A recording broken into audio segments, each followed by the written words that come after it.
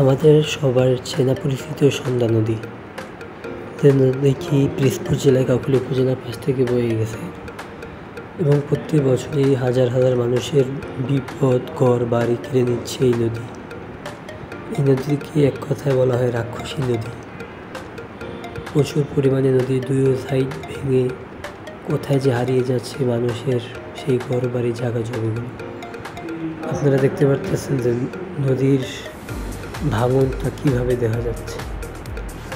আসলে মানুষ বড়ই অসহায় এই নদীর জন্য।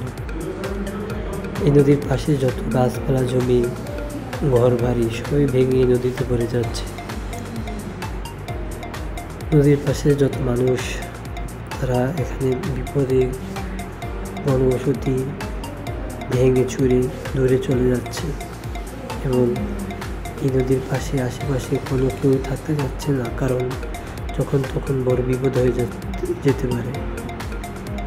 আর নদীটি এমন একটা নদী যার স্রোত থাকে সবসময় প্রচুর এবং এই নদীটির গভীরত্ব অনেক, যার কারণে এত ক্ষতিগ্রস্ত।